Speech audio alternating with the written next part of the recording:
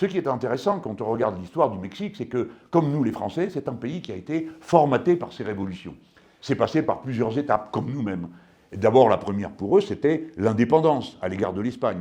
Ensuite, ça a été l'affirmation d'une constitution séparant les églises et l'État, plus exactement l'Église catholique et l'État mexicain républicain, et proclamant l'État fédéral mexicain, quoique république une et indivisible. Ils sont mexicains tous dans un État fédéral. Et ensuite, à partir de 1910, c'est la première révolution sociale du monde, les amis. Ça ne se sait pas, parce que les Européens sont tellement eurocentrés qu'ils ne regardent rien ailleurs.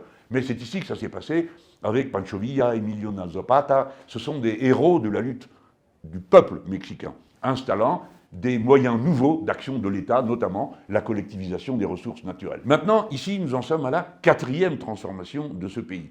Dès qu'a été élu le président Andrés Manuel López Obrador pour la première fois, il s'installait dans son mandat de 6 ans, parce qu'ici on ne peut faire qu'un seul mandat et de 6 ans. Il a immédiatement fait adopter une modification constitutionnelle essentielle. Il n'a pas touché au reste de la Constitution, mais on a introduit le droit au référendum révocatoire. C'est-à-dire que n'importe quelle organisation politique, n'importe quel groupe de citoyens peut, à partir de la moitié du mandat accompli du président élu, déposer une motion de révocation du président. Et si le nombre des signatures prises dans le nombre d'États voulus, puisque nous sommes dans un État fédéral, est recueilli, alors il y a un vote.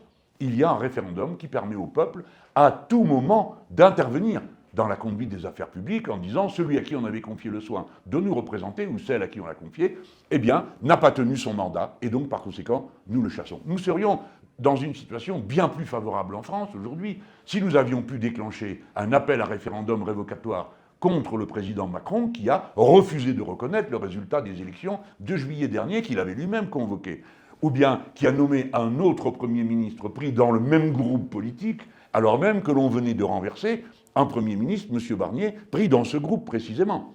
Et on l'avait renversé notamment parce qu'on refusait son budget. Et le suivant fait pire. Vous voyez que ces situations absolument incroyables, où c'est le fait du prince qui s'impose, ici dans ce pays, ce n'est pas possible, grâce au référendum révocatoire qui nous aurait permis en France de commencer tout de suite une campagne où le peuple aurait tranché. Voilà ce qu'il faut retenir de l'expérience mexicaine. Notre histoire doit nous inspirer à chaque moment. Nous connaissons nos qualités de peuple, nous connaissons nos défauts. Il faut trouver des institutions qui permettent la stabilité institutionnelle, mais en même temps la possibilité en permanence pour le peuple d'intervenir dans les affaires publiques, parce qu'il n'y a qu'un seul souverain dans une république, le peuple.